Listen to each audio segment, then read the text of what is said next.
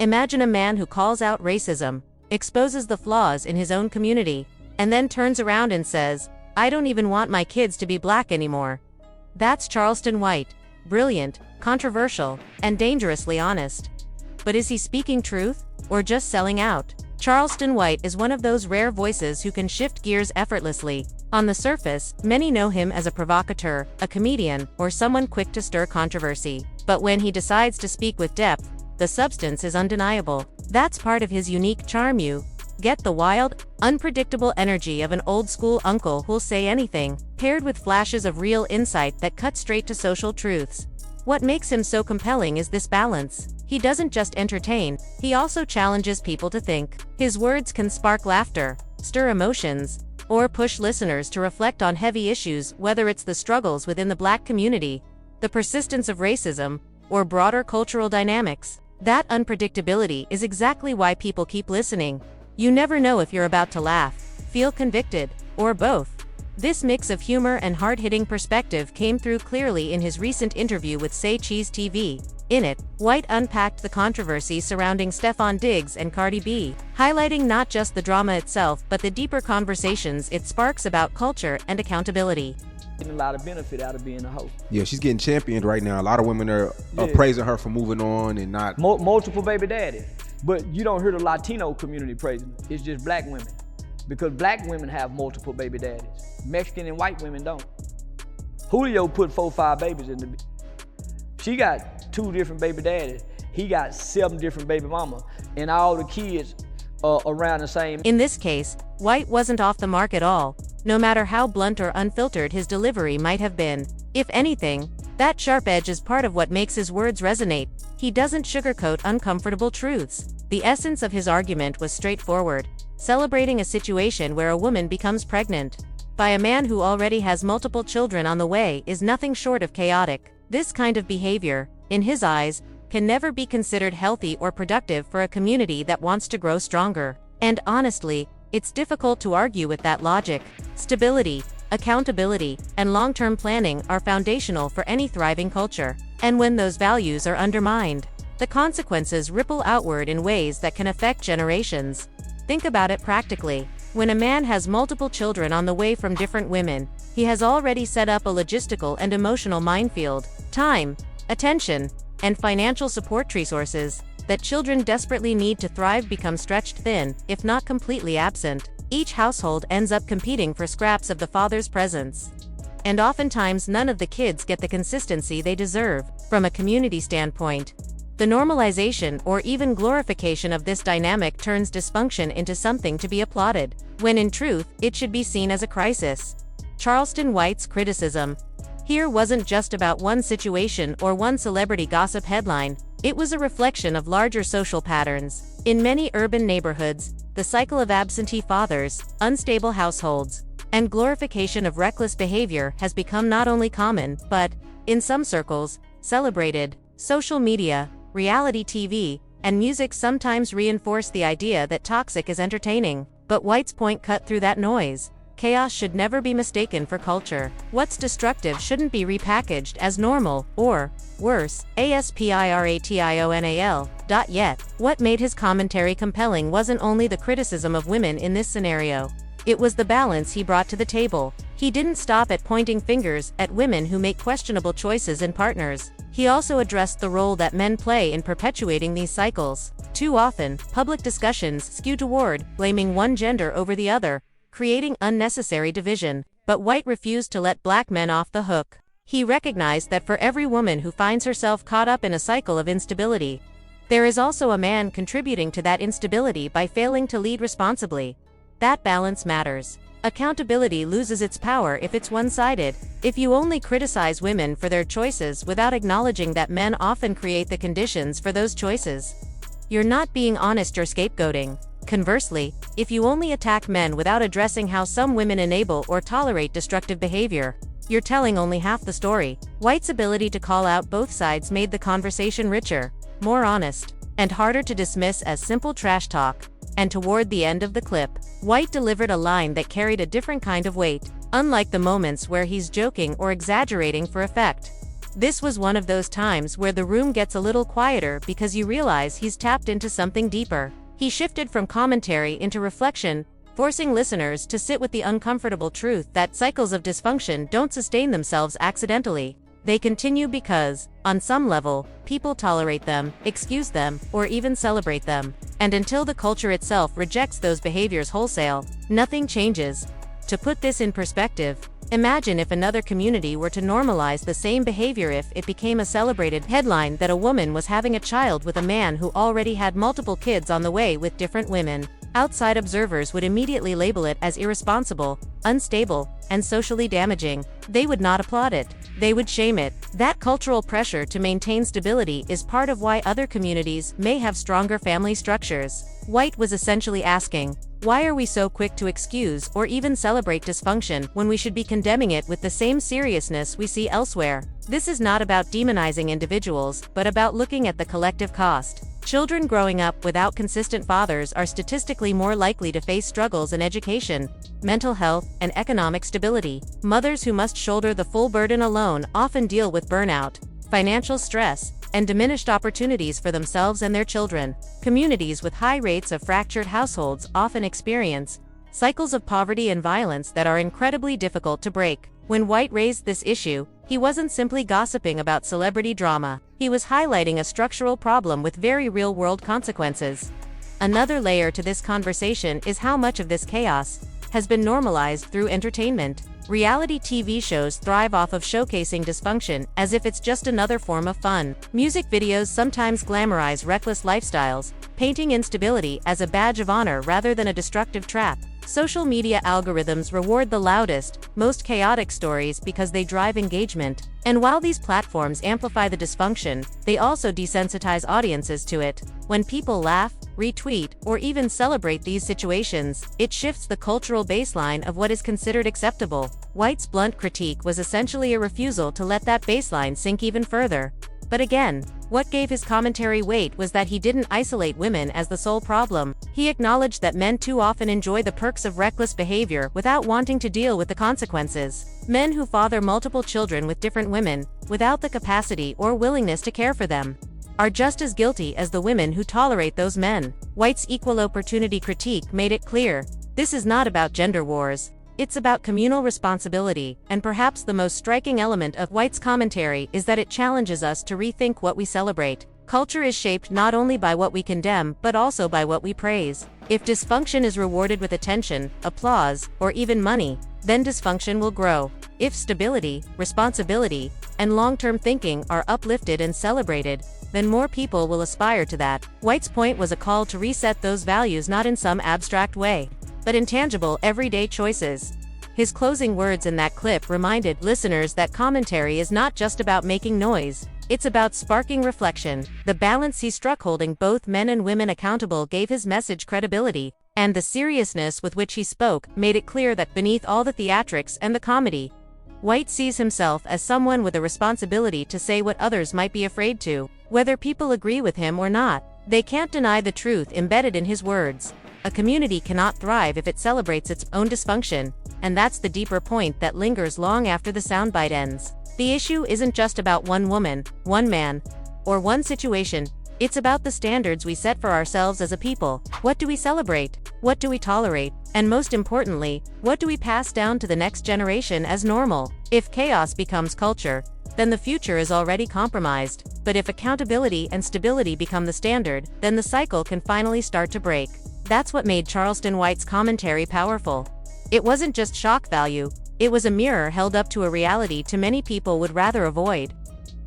I want my son to go, go cross the railroad tracks and marry. I don't want to marry no black chick. Really? Yeah, I'm the last black baby of my family, because I got mixed children. Yeah, I'm the last black baby. Yeah, so after me, it won't be other, unless my brother have a baby, and then my sister, her children's name changed. So the last name White, there won't be no more black people as whites. Charleston White recently made a bold claim. He's finished having children with black women and wants his future kids to be mixed. His reasoning, as controversial as it sounds, is rooted in frustration. He implied that distancing his children from black culture would spare them from what he sees as the cycle of dysfunction and destructive behaviors plaguing parts of the black community. But here's where the contradiction emerges. Not long before making this statement, White was calling out Charlie Kirk and white conservatives for their racism. He pointed out the hypocrisy, how people were perfectly fine when he criticized rappers and black culture, yet suddenly became defensive when he directed that same critical lens toward white figures like Kirk. This raised an important question that many began to voice. If White is constantly condemning his own community in the same way Kirk does, then what really separates him from the very people he accuses of being racist? For some, the line between holding your own accountable and tearing them down starts to blur. People saying Kirk is like me. He ain't stood up to the whites. He ain't stood up to the I've been standing up to the negative elements and the detriment of black people. He ain't looked to white people and said, hey, we got a bunch of white kids shooting up schools. Say we got a bunch of white kids and they babies. We lead the nation in child and children. Hey man, we need that this out. They say the president's name is on that list. He ain't doing that to his people. He was a talking point who spread a lot of misinformation almost. Charleston White actually gives what could be seen as a clever response to his critics. His argument is that, unlike Charlie Kirk, he doesn't only hold one side accountable. He points out that when white conservatives commit violent acts like school shootings, voices like Kirk rarely, if ever, call out those problems on their own side. For example, when tensions arose between Kirk and certain pro-Servial conservatives, the conflict was clear, but Kirk never publicly condemned the dysfunction within his own base. White, in contrast, claims he plays fair by addressing wrongdoing both inside and outside his community. But here's the flaw in his reasoning. It doesn't erase the fact that he publicly stated he no longer wants black children. Whether he's joking or serious, the impact is the same. To someone encountering him for the first time, those words sound like a genuine rejection of black identity, especially since he has openly criticized black behavior in America. In that light, his comments seem less like satire and more like confirmation for people already harboring prejudiced views. That's the danger. Statements like these can easily be weaponized. If someone like Charlie Kirk or even his followers hears a black man say he doesn't want black kids, it only reinforces their negative stereotypes. They can point to White's words as evidence that even black voices validate their biased perspectives. That this raises a larger issue within the community itself. When black people publicly air frustrations or criticisms about their own culture, they often don't anticipate how quickly those narratives will be picked up, repeated, and amplified by outsiders, sometimes in ways that cause harm. Once those sentiments are out in the open, it's easy for racists to simply say, "See," even they admit it. Take Brandon Tatum as an example. He's built a career critiquing dysfunction in the black community, often with harsh commentary. For a time, it was highly profitable, but when white commentators and audiences began copying those same talking points and expanding them, Tatum found himself threatened by the very rhetoric he helped push forward. Adding to the irony, he himself has a white wife and has spoken openly about how dating white women shifted his worldview. Yet, the cycle shows a consistent pattern. Once critical narratives about black people enter the mainstream, they no longer belong to just the individuals who started them. They become tools for others to use, often against the community itself. I don't say he is, but he's racist. The things that you're saying is actually racist. You can't couple it by saying black people do this. I'm afraid of black. When I see a black person, but then what about the black people you see that don't have saggy pants? Do you still believe that about them? He go on to talk about how he want to marry somebody that look like him. That like he could see a black woman and like her, but he can't be with her because she's not white. That's racist. Brandon Tatum once called out Nick Fuentes as a racist because Fuentes openly said he wouldn't marry a black woman, even if he loved one, choosing instead to remain race loyal. Tatum took issue with that stance, but here's the irony. When someone like Tatum says he wants mixed children or distances himself from black culture, the implication is the same. It paints all black people with a negative brush, as if there are no good men or women within the community worth building with. That's where the contradiction lies. Tatum expects whites to make distinctions. Not all black people are bad, while at the same time cashing in on broad narratives that reduce his own community to dysfunction. The problem is that once you trade in your people for a paycheck, you've lumped yourself in with the very stereotypes you're selling. And when white audiences recycle that narrative back at you, suddenly it feels like racism, but in truth, you opened the door for it. This dynamic is what's emboldening white supremacist rhetoric today, with platforms like Rumble and Twitter, or X, offering broader protection under the banner of free speech. Talking points once buried underground are becoming mainstream, gaining audiences and funding. Figures like Nick Fuentes can now openly thrive, even landing coverage in outlets like the New York Times. And when someone like Charleston White makes sweeping statements about not wanting black children, it plays right into that ecosystem, handing racists ammunition on a silver platter. The reality is harsh. When you're part of the most economically disadvantaged group, lacking ownership and influence in media, business, and infrastructure, you can't effectively punish others for disparaging you. A white figure who attacks black culture can be elevated as a truth teller, while a black figure doing the same would likely be demonized. The power imbalance is clear. Money and institutional control shape whose voices get amplified. That's why it's dangerous for black figures to casually say, "I don't want to date black women," or "I don't want black kids." For whites, such comments can generate attention and even profit. For blacks, those same comments cut deeper, reinforcing stereotypes while weakening solidarity within the community. And when these sound bites go viral, most outsiders won't know or care whether they were said in jest or out of frustration. The damage sticks either way. Even other creators within the community have voiced their disappointment. Brother Malavan Elephant put it plainly, "Charleston White is too sharp, too talented, and has too much insight to be reduced to someone chasing shock value." That kind of critique stings because it comes from a place of respect. It isn't the dismissal of a hater, it's the lament of someone who recognizes White's potential but sees him leaning too heavily into theatrics at the expense of impact. For many, that's the most frustrating part. White has the intellect, charisma, and cultural awareness to deliver messages that spark real change.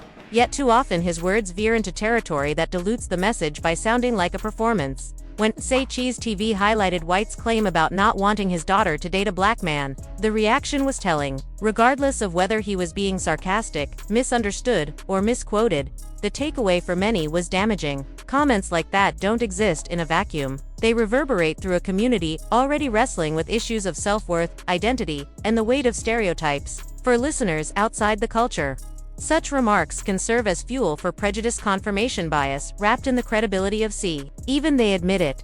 For insiders, especially young people trying to make sense of themselves, it can reinforce internalized shame about their own identity. At the end of the day, it's not just about going viral. Words carry weight, especially when spoken publicly by influential figures. Viral moments come and go, but the impact of certain statements can linger for years. When those words reinforce the very stereotypes that have historically been used to marginalize and oppress, they don't just entertain, they inflict harm. The danger is that what was said in a moment of exaggeration or frustration can live on endlessly in clips, reposts, and articles. Once released into the world, words no longer belong solely to the speaker, they take on a life of their own, shaping narratives in ways that can either uplift or undermine the very community the speaker comes from. That is the crossroads Charleston White finds himself at. He has the platform, the intelligence, and the audience to make his words count for something greater. But when those words echo the same damaging rhetoric used by those outside the community to degrade it, the legacy becomes complicated. The question becomes, will people remember the sharp truths that made them think, or the viral soundbites that made them cringe?